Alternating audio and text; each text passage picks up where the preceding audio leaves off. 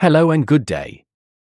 My name is Paul and today's topic is the technical basics of our FurnSpin turning swiveling fitting.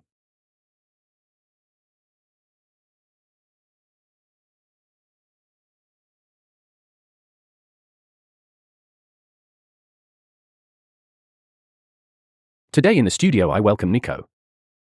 Nico is our expert for our FurnSpin fittings from the Spinline family.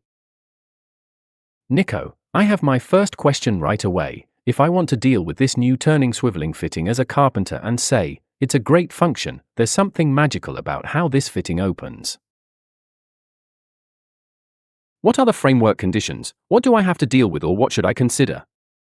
First of all, you have to decide whether you want to plan a left or a right FurnSpin. The left one opens clockwise. The right one counterclockwise. Here we have just shown the right fitting set that opens counterclockwise, and you have to plan accordingly whether you need an S, M or XL fitting, and for this the bottom shelf size is decisive. That means, for example, a small wall furniture, maybe a bathroom furniture, that's more like a size S fitting. But we can also turn large pieces of furniture such as kitchen cabinets. That would be more the XL fitting.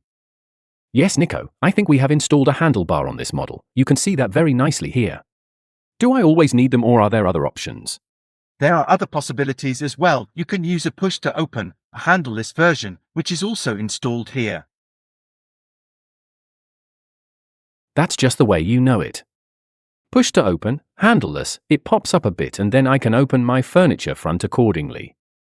Exactly, and here you can see quite nicely, when you open the FurnSpin, then the spring of the push to open system tightens again. In that case, I only need to close it here and the fitting relapses into the end position. And I don't have that typical one anymore that I have to press again to close the FurnSpin. Perfect. In our model, you can see the carcass side here.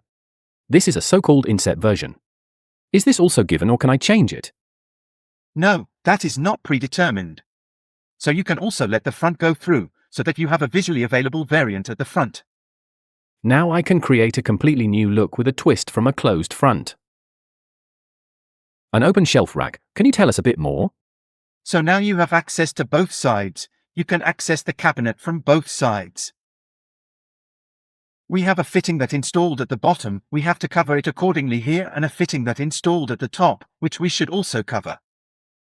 In this case, we used our Cadro system, which is available in black and white. There is also an upright profile, which also ensures that the underbody is stiffly connected to the top and that we have a stable system.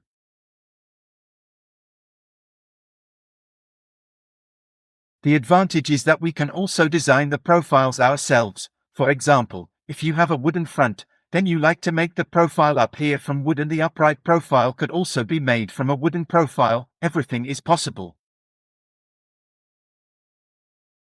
Is it also possible to put a FurnSpin directly next to it? Yes, of course, that's possible. So you can basically mirror the furniture, then you also have a piece of furniture next to it, where the front is there the spin furniture basically opens and here we need some free space. So the spin furniture is basically our rotating element, which is located in the body. With the FurnSpin carcass, I always talk about a standing solution, i.e. on pedestal feet, or can I hang it on the wall? So there is the possibility to put the FurnSpin on base feet. Then you need a fifth foot in the middle, because the total weight of the rotating element pushes down and there in the middle I say concentrates, and for that you need a fifth foot. You can also plan as furniture hanging on a wall, but you have to make sure that you stiffen the carcass at the bottom, that it may also lie flat, as in this case, or hang on the wall and work on wall hangers and an additional stiffener. Because when opening, basically all the force presses on the outer corner and it must not sag.